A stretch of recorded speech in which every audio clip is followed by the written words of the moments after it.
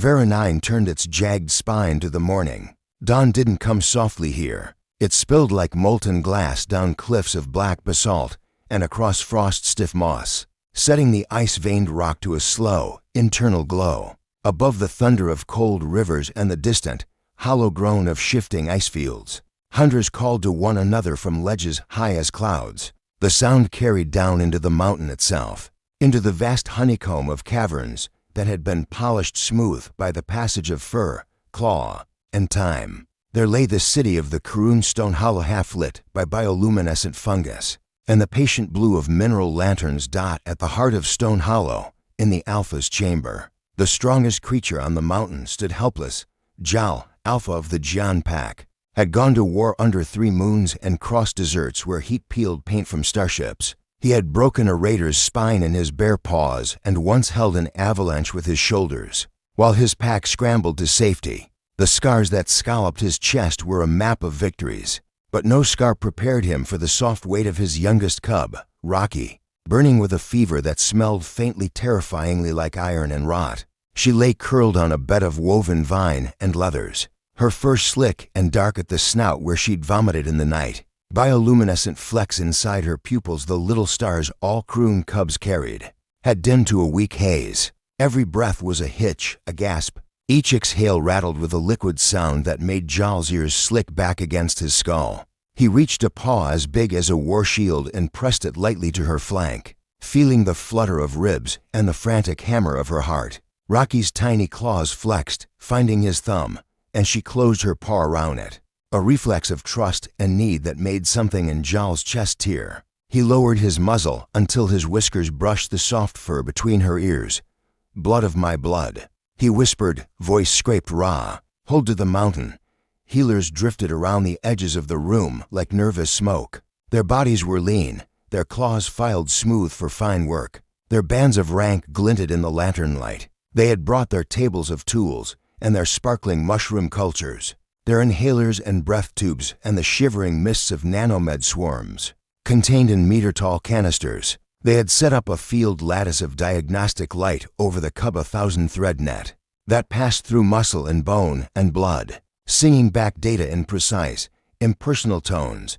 "The lattice says septic cascade," murmured Yalo, the youngest healer, eyes flicking across the shapes of light. "But the targeting algorithms won't lock. The pathogens aren't in the library. The vats?" Jal asked without looking up. The vats had saved warriors crushed under cairns and stitched beta wolves back from the torn edge of death. "No one died in Stone Hollow if the vats were ready. We submerged her twice," said old Major, whose muzzle had gone entirely gray and whose paws were the steady hands that attended every birth. "The nanomeds mobilized, but they hesitate, they sample, they split and test again. The patterns don't match. They clean, yes, but the infection ray blooms in another channel." Jir's ears lowered, the gesture of someone brave enough to confess fear. "I have not seen this. It is as if we fight a shadow that becoming splits when touched." Jal lifted his head and bared his teeth very slightly at the lattice, at the ridiculous neatness of its light, at the quiet confidence of all that precision. "Then burn the shadow. If we push to full thermals," Yalo said easily, reciting limits drilled into every healer, "we risk sterilizing bone marrow and gut flora. The cub is small, Alpha. Even a half-degree error. Do not goose-step numbers at me." Jal growled, but the heat of it burned off quickly. He could smell the honesty of their frustration. They were not hiding anything. He was merely a trapped animal snapping at light. A hush fell over the chamber, and in the hush another sound crept in, a cadence of bare pads on stone, the slow thunder of many Karun gathering outside, an expectant pressure at the threshold. The pack had scented the fear in the tunnels. Fear drew rivals like blood drew scavengers, and already Jal could smell them beyond the incensed skull-ring ranners, Nightspine scouts, even a few lean emissaries of the dust litters who had fraught rights to a lower aquifer. Stone Hollow's politics had always been carved with claws into hard stone. The Alpha's cub was not only a child, she was symbol and anchor and weapon. Sci-Fi, Jal's bondmate, slipped in from the threshold and pressed her shoulder to his, the gesture brief and strong. Sari had been a cliff runner before the bond. She carried the low-slung grace of a predator that always knows where the edge is and where to put its paws. She is worse, Sari said softly. Kroon did not ask, not when the answer lay in a child's breath. They named the truth. Jal nodded once, the kind of nod that could mean anything. Rocky stirred, eyes slitting, and Sari leaned down to croon a syllable that was not a word, but the sound of water touching stone. We will push the cascade blockers again, Jur said. Even if the pattern is wrong, some dampening will slow the runaway response. Do it, said Jal. They did. The lattice brightened. The fine hairs on Jal's arms rose as fields shifted. Tiny, glittering motes streamed out of the canisters like reversed snowfall, seeding the air with the clean, cold smell of antiseptic. They sank into Rocky's fur and vanished, going to war in the micro-landscapes of her lungs. And gut and blood. For a while, it looked like victory. Her breathing deepened. The tremor in her limbs eased. A restless murmur rose outside the chamber, turning from dread to cautious hope. From the long-held breath of a pack waiting for death to the quick, animal keening of a pack that wants to live. Then Rocky coughed a killing cough, deep and wet, and a ribbon of gray sputum laced with bright red slop from the corner of her mouth. The lattice sang numbers that meant nothing. Then something to obvious escalation. Jal's claws scored the stone. He could feel the eyes outside tightening, hungry. A guard's whistle cut through the noise. It was abrupt, almost rude. A sharp tweet meant for the wilds rather than a chamber of healers. The nearest sentry ducked through the doorway, touched fist to chest, and forced his hackles down under the attention of a dozen high-ranked bodies. Alpha. The guard barked. We have the outpost sent a runner from the valley road. There is. His nostrils flared. A human. The word rippled through the chamber like a rock thrown into water. The healers stilled. Sari's ears flicked in a tiny, involuntary flinch. You bring gossip, Jal said without inflection, into this chamber? The guard swallowed. Not gossip, a request. The human asks audience. Says she is. Medic, she carries. A bag. Silence again. It broke under Yalo's snort, quick and derisive. A bag. Old Mauger did not laugh, but the corner of his mouth showed a tooth. Humans carry their courage in bags, it is said. He did not say where he had heard it. A decade had passed since the first human cargo skiff shouldered the storms of Varanine and came limping into the valley. Most Kroon had learned to pronounce human without spitting, but only just. She asks to see the cub, the guard said. He was too young to coat his own curiosity. She says our machines will not see what she can.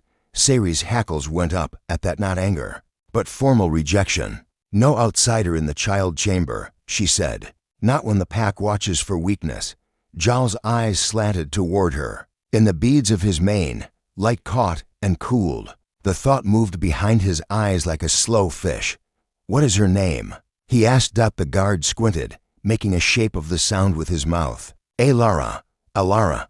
She says she has mended a dozen lungs on cold worlds worse than ours. She says sometimes machines are blind to what is simple.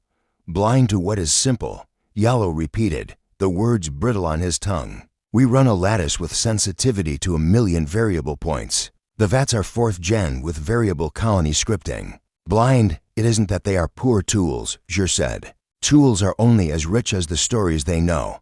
He lifted his chin toward Rocky. We saw the same story twice today, and were wrong both times. We will not invite shame into the chamber, Sari said flatly. Not with Nightspine at our door. Jal closed his eyes and listened to Rocky breathe. He imagined his heart as a hand around the mountain's throat.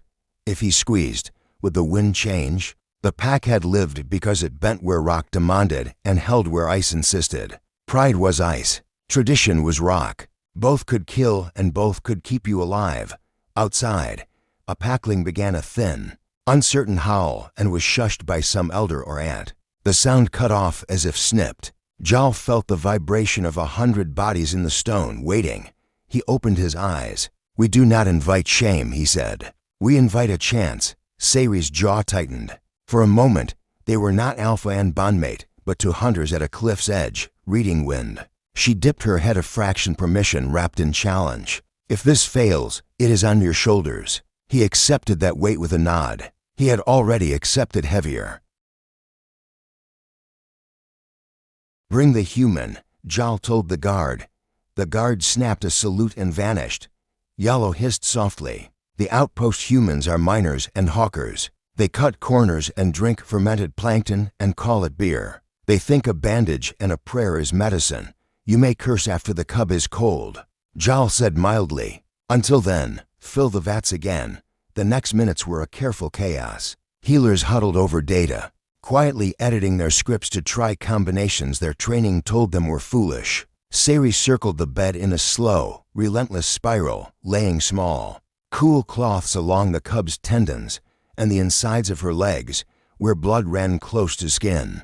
She sang in a low buzz the pack used for patients on long hunts. Jal stood at the head of the bed like a statue to whom someone had given breath, his paw cupped almost but not quite touching Rocky's ear. He did not pray. The mountain did not answer prayers. It answered wait. But he remembered. He remembered Rocky's naming, how she had slid out slick and furious, yelling, then clamped her gums on Jal's thumb and refused to let go, until the sun moved a full hand's breadth. He remembered her first tumble down the ramp, more surprised than hurt, the way she had hissed at the ramp as if it were a rival. He remembered her standing before the store tongue during the long dark, repeating a map of constellations with her eyes shut, because she wanted to know exactly where the pack would be, traveling when snow gales closed roads. He remembered that he had promised her a den with a window and a night without fear. Footsteps approached a different cadence from the Karun's toe-heavy stride, softer, heavier. At the heel, human, two guards entered first, filling the doorway. Between their shoulders, a small figure stepped into the chamber, blinking against the faint blue of the lanterns. She looked ridiculous and entirely unafraid. Alara Monroe, though Jal did not yet attach name to scent, was wrapped in a thermal coat, the color of old bone, scuffed at the elbows. A harsh wind had chapped her cheeks and cut fine lines at the corners of her eyes. She was smaller than many Karun yearlings, and she walked with the careful, gentle power of someone used to corridors narrower than the spaceships, Jal thought, with their false gravity and metal smells. Across her back was slung a thing of canvas and straps, the bag. It clinked softly when she moved, glass against metal, like a pocket full of weather. The healers stared at the bag as if it were a joke told badly in a dangerous place. Alara stopped a respectful distance from the bed, set the bag down without flourish, and bowed not the bobbing head dip of a merchant, but something that tried to be a croon prostration without humiliation. It came off awkward and sincere. "Alpha," she said, in serviceable Karut tongue. Her mouth made the hard clicks cleanly. "I asked to approach the cub." Sari's upper lip peeled off a canine.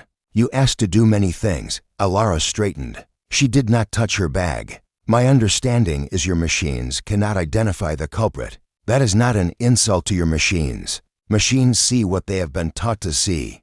Old Majir's ears tipped forward. "And you see what?" "Sometimes," Alara said simply, "the obvious." Yellow scoffed. "Do you carry obvious in your sack?" "I carry air and glass, cloth and metal. I carry chemicals whose names are ugly in your language."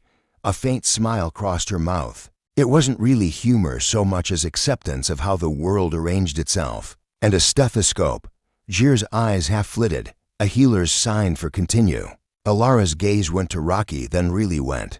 The way a hunter's focus narrows on a single track among many. Her nostrils flared. She didn't have the Karun's layered scent sense, but she had lived in cold places long enough to smell rot from clean, plasma from water, fear from infection. She listened, and her face changed the way a sky does when a front moves in. She knelt, lowered her head until she was level with the child, and spoke not to Jal, not to the pack, but to the cub who lay somewhere between them all, halfway in the old star they had all climbed out of.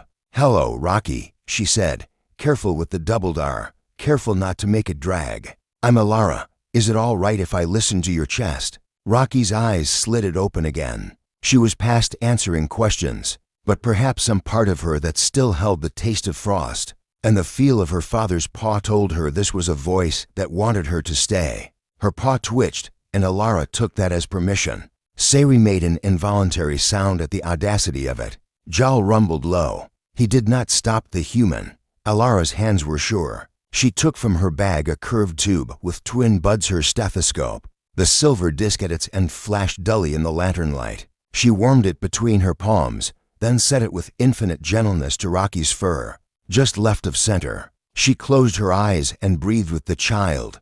The chamber held its breath with her jowl, stared at the nothing that connected a metal disc to the human's ears and tried to understand how this could possibly mean anything. Healers had instruments that sang whole symphonies of data. This thing wasn't even powered. Then Alara opened her eyes, and there was a kind of flint in them now. Not cruelty, decision. Her lungs are filling, she said quietly. Lower lobes worst. The fever's not from the nanomeds failing. It's from her body fighting. You've been trying to recruit the swarm to target an unknown. It won't lock because the enemy looks like life. She glanced up at your bacteria. Simple, stupid, stubborn. Your library doesn't know this strain, and your vets are so careful with what they consider self and symbiont that they won't risk attacking a neighbor. Yellow's ears flattened. You cannot diagnose a strain with a toy. You cannot name it. I don't need its name to start hitting it, Alara said. Jal felt the mountain shift in him, a tiny slide. He didn't know enough to argue about libraries and swarms. He knew only the way Alara's voice did not tremble in a room that made other off-worlders go small and brittle. What do you need? He asked. To begin hitting.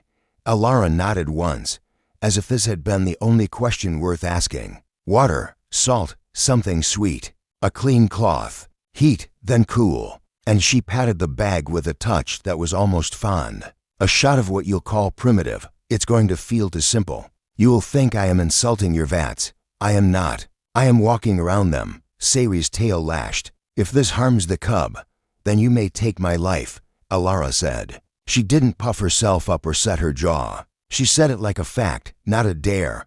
Jal watched Sayri watch the human. He watched old Majir's eyes narrow in the way that said calculating risk and cost and maybe, just maybe, hope. The rival packs waited outside like wolves at a river crossing. Counting breaths, Jal put his paw on the bed. Rocky's chest rose and fell beneath it, stubborn, shallow. He leaned down until his mane brushed the human's coat. Bring what she asks, he said. The chamber exhaled. The guards moved. The mountain listened. And because nothing that mattered here ever came without a price. Jal added without inflection, if your tricks fail, human, your life will be mine. Alara did not look away. Understood, she said. The bag's clasps clicked open like small, decisive doors. Alara Monroe had been in war zones where bombs fell like rain, and in mining outposts, where starvation claimed children faster than disease. She had patched wounds with rags, filtered water through her own shirts, and once improvised a blood pump out of plastic tubing and a broken coolant line.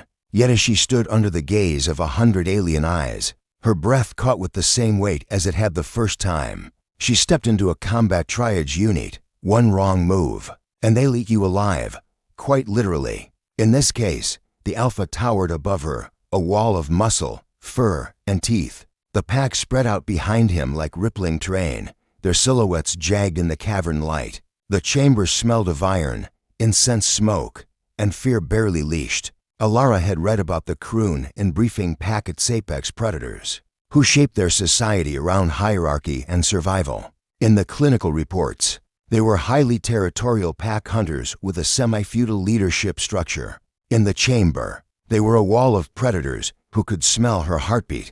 She adjusted her stance, grounding herself in the familiar. Her boots scuffed on stone. Her hand brushed the strap of her satchel. She had come here with no weapons except the weight of her bag, the same bag she had carried across 5 colonies, patched and repatched until the canvas felt more like skin than cloth. The Kroon called it primitive. To Alara, it was a lifeline. The healers scorned packs. Healers circled closer, drawn by equal parts curiosity and disdain. Their claws clicked softly on stone, their fur catching bioluminescent gleams. They wore harnesses of steel and bone, the insignias of their craft stitched into sashes. Their voices carried the clipped confidence of those who had studied longer than most outsiders had been alive. One leaned down, muzzle twitching toward her bag. What is this bundle? His voice had the purr of one preparing to laugh. A sack of toys? Do you mean to heal with cloth and glass? Another, younger but sharper, barked a laugh. Humans are children playing at medicine. They smear ointments and pray to dirt. Alara resisted the urge to roll her eyes. She'd heard versions of that scorn from corporate doctors who swore only vat-grown tissues, and Janus-spliced grafts counted as real medicine. It always came from those who had never been elbow-deep in a child's chest, trying to restart a failing heart with nothing but adrenaline and willpower. Instead, she crouched by Rocky's side, letting the jeers wash over her. The cub's fur was damp and matted, the fever's heat radiating through layers of flesh and bone. Alara pressed her palm gently to the cub's sternum, feeling the flutter of frantic breaths, the rattling wetness in the lungs. Her jaw tightened. Classic pneumonia, probably secondary sepsis. This little one's drowning from the inside. She reached for her satchel. The leather creaked as she unbuckled the straps. A hush settled, the predator's mockery thinning into tense silence. Every croon I followed the opening of the bag. The bag opens inside were no shimmering lattices of light, number nanet swarms humming in crystalline jars. Instead, a stethoscope, its tubing patched with tape, syringes capped in plastic, glass vials filled with amber and white powders, rolls of gauze neatly sealed in plastic, a compact filtration kit, and tucked into side pouches, blister packs of tablets antibiotics that had served humanity for centuries. She withdrew the stethoscope first, looping it around her neck. The metal was cold, familiar. The younger healer sneered openly now. A child's toy. You place metal to the body and pretend it speaks. Alara didn't answer. She warmed the diaphragm against her palm, then set it gently against Rocky's chest. The sounds came clear. Fluid crackles, diminished airflow in the lower lobes, a high-pitched wheeze. Textbook bacterial pneumonia. Machines had missed it because they didn't recognize the strain. Alara didn't need its genome, just its pattern. She sat back on her heels. The problem isn't nanomeds. It's that you're asking them to solve the wrong problem. This is bacterial, old-fashioned, stupid, but deadly if ignored. You keep looking for viral or parasitic signatures. That's why your vats hesitate. They're confused, not broken. The old healer, Jur, tilted his head. His gray fur shimmered faintly in the light. You say this as if it is simple. It is, Alara said. Simple doesn't mean harmless. We learned that centuries ago, when bacteria nearly wiped us out. Jal loomed closer. His shadow swallowed her. His voice was a growl edged with desperation. Can you strike it? Yes. Alara's hand hovered over her satchel. But you must understand, my tools aren't elegant. They don't finesse. They don't negotiate with the body. They're blunt hammers compared to your scalpels. But sometimes a hammer is what you need. The Rishk pulled a vial of crystalline powder from the satchel and held it up. The liquid inside glowed faintly in the cavern light. The croon leaned closer, nostrils flaring at the unfamiliar scent. This, Alara explained, is an antibiotic. It kills bacteria directly, not by convincing the body, not by rewriting genes, by poisoning the invaders until they die. The young healer hissed, horrified. Poison? You mean to infect the cub further? Controlled poison, Alara corrected calmly. Targeted. It's how humans survived plagues long before nanets or vats existed. Crude, yes, but effective. It won't ask the cub's body for permission. It will simply act. A rumble swept through the chamber. Croon voices, low and distrustful. The rival alpha at the threshold spat on the ground. She will kill the cub and call it healing. Do not let her taint your bloodline, Jal. Jal's gaze cut to him, a warning that silenced even the boldest growl. Then the alpha turned back to Alara, his eyes glowing faintly with reflected fire. If your poison fails, his voice dropped to a tone that made the stone vibrate. You will not see another dawn. Alara swallowed hard but nodded. Understood. But if I succeed, your cub will live. Decide. The silence stretched long enough that Alara thought her heart would hammer its way out of her chest. Then Jal spoke. Do it. The first dose. Alara worked quickly, her hands steady despite the weight of 100 watching predators. She reconstituted the powder with sterile water, drawing the mixture into a syringe. The liquid gleamed amber gold in the chamber's light. She swabbed a patch of the cub's skin with disinfectant. The smell of alcohol spread sharp and strange through the air, making the croon wrinkle their muzzles. Then, with careful precision, Alara slid the needle into Rocky's vein and depressed the plunger. The cub whimpered softly, but Alara soothed her with a quiet murmur, rubbing small circles into the fur. "It's all right, little one. This will help."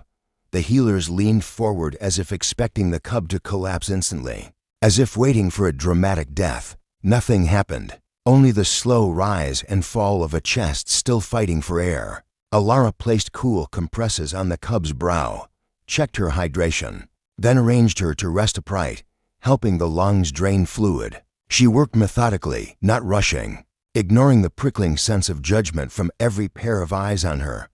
Finally, she sat back. "The medicine is in. Now, we wait."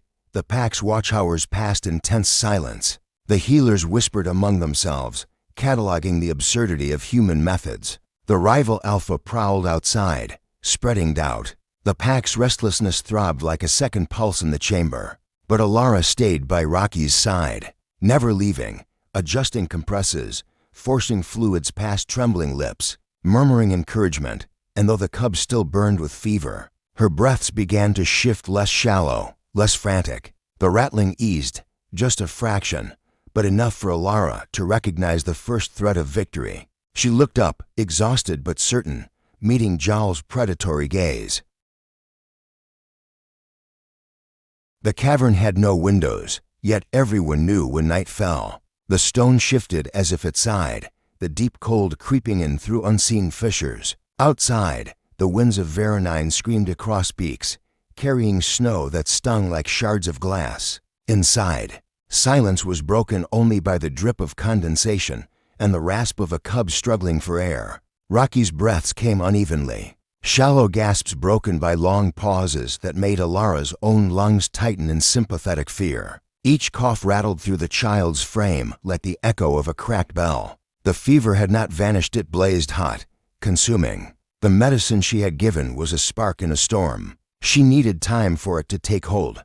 But time was the rarest currency in Stone Hollow. The alpha's Vigil Jal paced the chamber like a caged predator, his claws leaving faint grooves in the polished stone floor. Every so often, he returned to Rocky's side and laid a paw near her chest, not touching but close enough to feel the trembling rise and fall. His muzzle lowered until his breath stirred her fur, and his ears strained for the faint whistle of air moving through infected lungs. He had faced battles where fire rained from orbit. He had crossed tundras where the wind froze blood mid-pulse. Yet he had never known helplessness until now. His cub's life balanced on the edge of something he could not fight with teeth or strength. His pack knew it too. The chamber was crowded with bodies pressed against the walls, every croon straining to scent whether the alpha's line would survive the night. Whispers carried, of weakness, of fate, of rivals circling like vultures. Jal's gaze flicked to the threshold where another alpha lingered, drawn of the skull ring pack.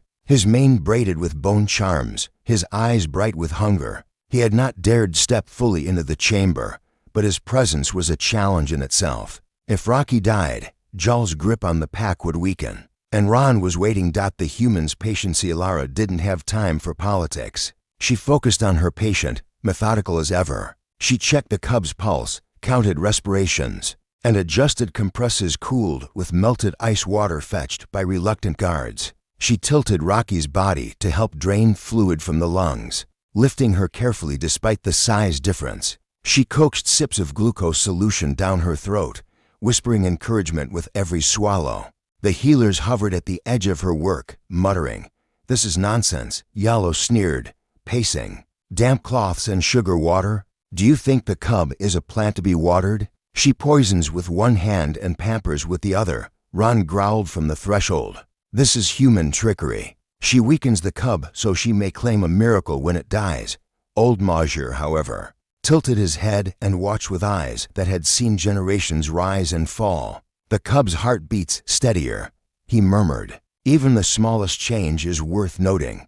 Alara ignored them all. She knew the rhythm of a crisis. It was always like this: doubt, fear, hostility. In war zones, she had endured soldiers accusing her of wasting precious supplies on the weak ones who won't last. She had learned to keep her head down, to let results silence critics. Still, under the weight of Jal's gaze, she felt the pressure of every second.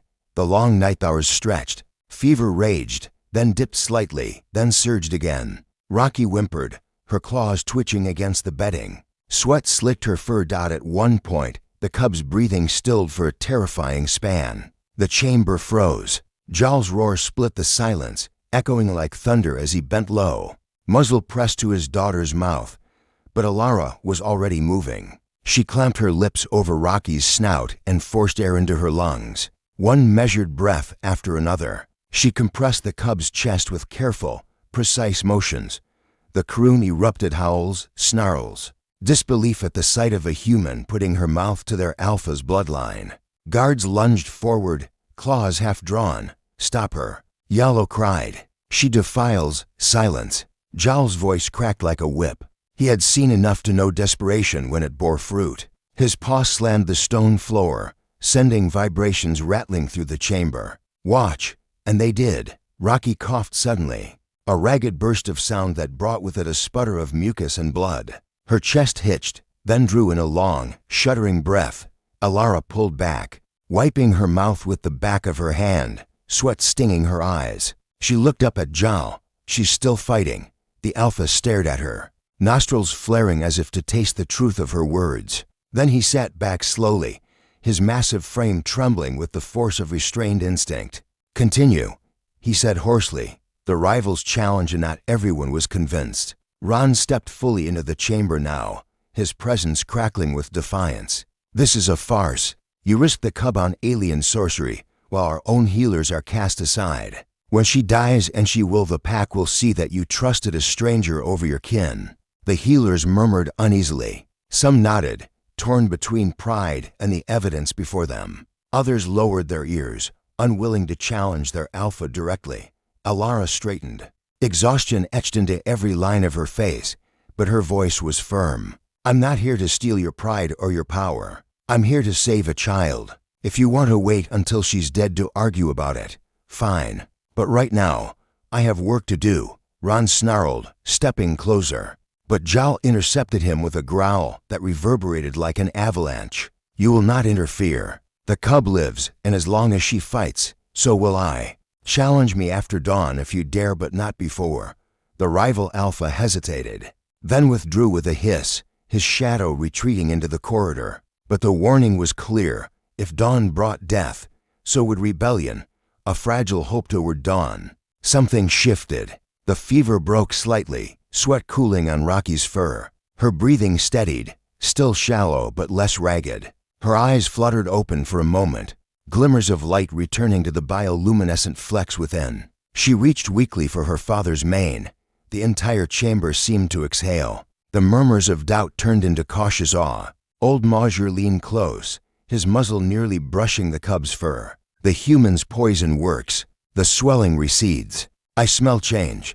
Jal bent low, his massive paw enveloping his daughter's tiny one. His voice, rough with exhaustion and hope, filled the chamber. "She lives." Alara, bone-weary, sat back against the stone wall, letting herself breathe for the first time since the night began. She knew the fight wasn't over. The infection was still there. The medicine still had days of work to do, but the worst had passed. The spark had caught, and in that spark, trust began to take root. The dawn that followed was unlike any the pack had known. No one slept. No one dared. The alpha's chamber had become the beating heart of Stone Hollow. Every corridor and ledge outside packed with bodies, betas, hunters, pups too young to understand, elders who leaned on carved canes. They pressed close, ears straining, waiting for the sound that would decide the fate of them all. The steady, living breath of the alpha's cub. Inside, the air was thick with musk and incense smoke. The healers prowled like anxious wolves, torn between disbelief and grudging respect. Alara sat slumped near the bed, her back against cold stone, her stethoscope coiled around her neck like a tired serpent. Her eyelids drooped, but she didn't dare close them fully. Every few minutes she rose to check the cub's vitals, to touch the small furred chest, to adjust the compresses.